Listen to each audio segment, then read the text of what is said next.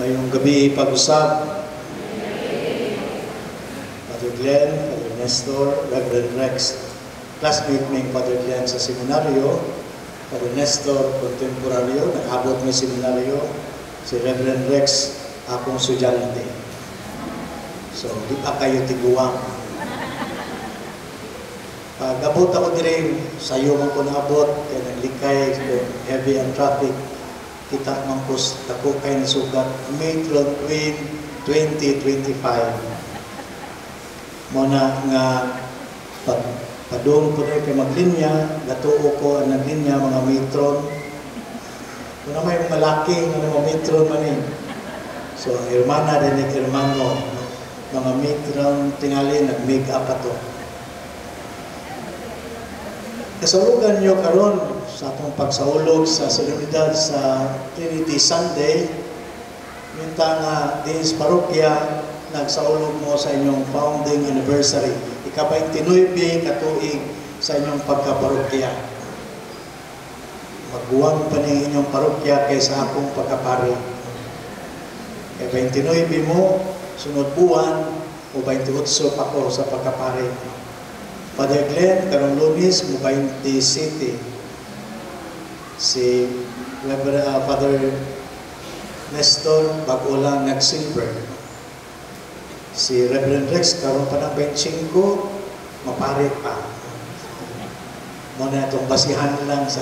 So, nauna doon na inyong parokya ng pagkahimugso. Pero, una-una ito karon, kini atong pagsaulog sa solemnity of the Trinity, of the Blessed Trinity. Kabantay mo, magsunod yun yung tulo kadagko ang kasaulugan sa simbahan. Inig-sugod sa Pentecostes, naging simana, karon nagsaulog ta sa Santissima Trinidad, niya sunod Domingo na po, o na po ang Corpus Christi.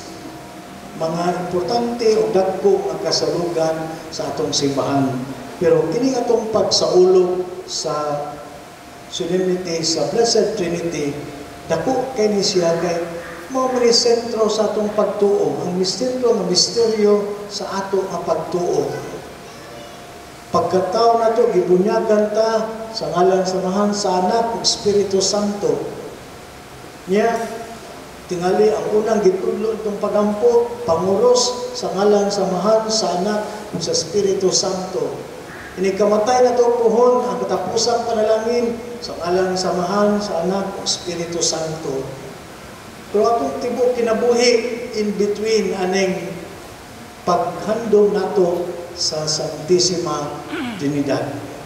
Kita ra biyang mga Kristiyanos ang naghandom aning Santissima Trinidad. Kay bauta, usa ka Dios, tulo ka persona. Amahan, Anak, Espiritu Santo. Ang Amahan dili Anak, ang Anak dili ang Espiritu Santo, ang Espiritu Santo dili ang Amahan. Distinct, lahi-lahi din sila, pero usara ka Dios. Lisod sabton. Pero bisan pa man ni Ana, di man nato ni sa sulbaron, kung dili ato ni siyang usa kini ka misteryo diin ang atong kinabuhi anha magtuyo. Gani makaingon ko nga ang atong parokya dinhi sa Pahag pagkahimugso ani nahimugso ni siya bunga usab sa paglihok sa Santissima Trinidad. Tingali pag 1996 or before ana, nagsige ng plano atong kay mga MSC pa mga pari, nagsige sa plano na kinahanglan na nga magtukod at parokya dinhi. Ang population okay na, ang lugar na ana, tingali mo na hunang-huna. Pero bisan pag nahanay natin ang plano, pero kung wala ang panalangin sa Diyos, wala ang inspirasyon sa Diyos, ang inspirasyon sa Santissima Trinidad, dito tingali ni siya mamugna o sa dihang namugna na ang migiya kanato wala lain kundi ang Espiritu Santo, ang Amahan, ug ang Ginoong Kristo. Muna nga sa pagsaulog nato sa atong founding anniversary, no? Bunga sa Judnesia, bunga sa misa lihok sa Santissima Trinidad. Ikaduha, makingunta nga sama nga ang Santissima Trinidad mo may modelo nato sa unsay pagsabot nato sa katilingban. May katag katilingban community, lain-lain dyan na siya. No? Puno dyan na siya ang mga sakop na dili parehas. No? O sa Dias Parokya, no? Lain-lain po nga mga tao ang nag-compose diha sa parokya. Na ay mga pari, na po mga laiko. Gani ang mga laiko, daghan pong klase. Na po mga aktibo sa simbahan, na po nasakop sa mga kapunungan, na po mga parokyano lang, no? Na mudumdum o handom sa pagsimba. Pero nganong makita nga, madala pa man gyapon magkahiusa ang tanan. Nganong di man ingon nga magkagubot ang usa ka parokya. Bisan pag lain-lain o kinaiya, lain-lain o mga sakop, lain-lain o mga plano, pero giusa gihapon diha sa Dios. Ingana masab mulihok sa ang Santissima Trinidad nga Dios Amahan, Anak ug Espiritu Santo, lain-lain nga persona pero nagkahiusa, usa ra man gihapon ka Dios. Ug ikatulo ay magkabalaka kay mukura ka mga punto kay 20 na kabuok. Ikatulo pa ta, no? Ang wakam to sa inasal ibutang gas gawas, okay pa ta mataas. Bitaw, last na ni siya. Ikatulo, nga maghisgot ang Santissima Trinidad, ang ato ma-attribute, ang ato nga kinumduman nga ilang mga matawag sa nato nga mga buhat diha sa or involvement sa atong kinabuhi nga matawag ni siya o kining outward action. Dili ba naa sa sulod, kung dili ang ilang involvement sa atong kinabuhi ulos gawas nun. Ang amahan maoy nagmugna, ang anak mo'y nagluwas, ang Espiritu Santo maoy nagbalaan. Muna nga sa paghandog nato karon sa atong ika-29 na founding anniversary, dili lang ta moingon nga tinuod handog mo man jud nato, no? Unus ata nagsugod. Ambot ninyo dinhi may tagna atong mga diha sa primero nga pista, no? O primero nga pagtukod jud diha sa parokya, kung naa mo dinhi pag 1996, no? Makatanaw sa mo kumusta na makaangdagan sa maong parokya sukad sa pagkahimugso niini pag 1996, no? Ya, sa atong paghandong na di man sa dakotob kung founding anniversary, di man ta mo tan-aw ra sa nangagi.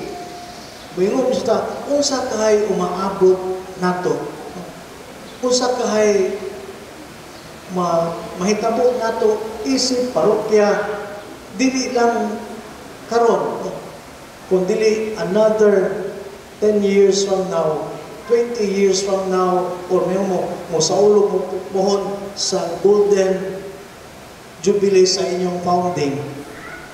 Kana may ato sang tan-aon, kana masi ato sang planuhon, kay apil man sa atong pag-celebrate sa atong founding, mao man yun nga unsa may pag-ipahinumduman ta, unsa may atong misyon isip parokya, unsa may atong buhaton isip parokya sa umaabot pa nga mga kinabuhi. Kay lagi ang Santissima Trinidad, gawas nun man siya, ang mga lihok niya para man sa kalambuan nato, no? Mo sa kita isip parokya, kung sa kay atong mga plano. Kung dili ko involved karon, may tag sa umaabot nga mga tuig, ma-involved na ko, no? At least kita nga magpadayon ang kinabuhi isip parokya magpadayon ang kalambuan isip parokya. Kay ang umaabot tingali mo yung tanga wapata kahibalo, but puno ta sa paglaom, puno ta sa kadasig nga mupadayon sa ato na panaw isip parokya. Di sa ikalimod nato na kaming mga pari gumalhinay naman sa karong Martes pohon aw tagaan nami sa tagsa-tagsa namo ka mga assignments. Wa joy ibilin sa parokya. Way ibilin kaming tanan mo biyang yun. Nya by August pohon, August 5, mo na report namo sa bag-o namo nga mga parokya. Gusto ta mong mapabilin sila, aw inyo nang gusto. Wa man jud kinahanglan man jud may mga mo padayon pa.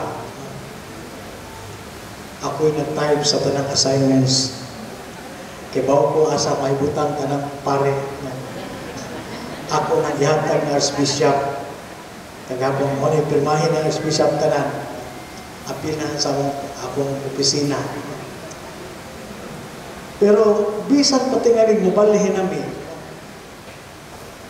Ang amo pong hunahuna, di man mamingon nga magpabilin ng hunahuna kung balihin mi. Harigya po ko pa na sila, ang pahakya po ilang hunahuna niya po.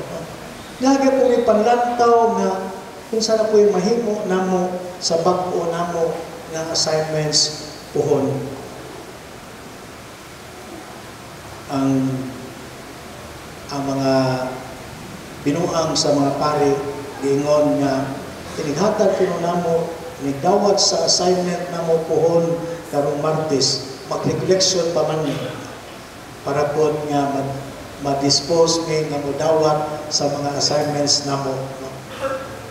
Nya hinighatag na pohon ingon ang mga pari duha jud ka pulong ang imong madungog.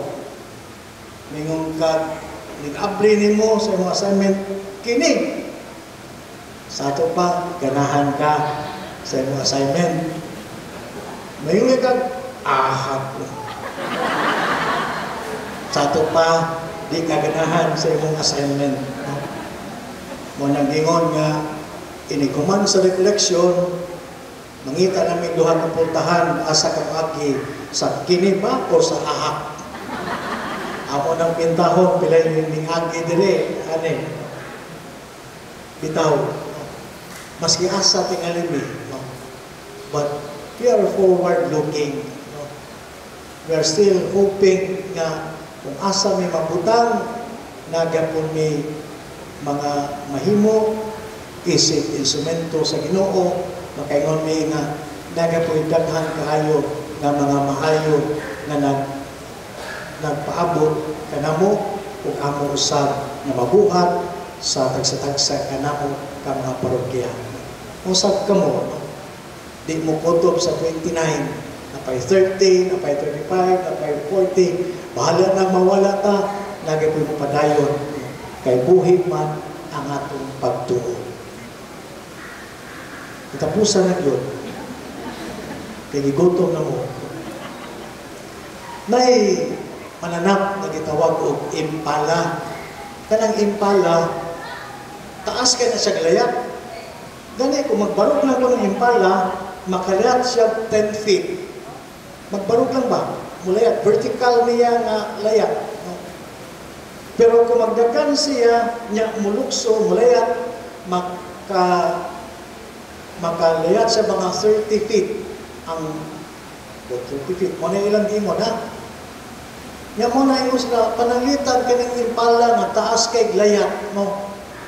Kung ibutan mo sa zoo, magsige nag-iskapo. Taas na kay layat. Pero bisan pag kining impala nga nasa Africa na mananap, bisan pag taas silang layat na ay nakaapan. Kay dili sila mulayat kung di sila kita unsa may ilang landingan. Muna nga bisag kuralo nimo mubo Di siya kita inigreta, asa ko pa doon. Di na siya mulayak. Muumot na sila. Di unta tayo ingon anak, no? Nga, bisan pag mingon ta nga ang umaabot, di ataw, patay kasiguruan, kay dili man kita mooy nagpupot sa ugma.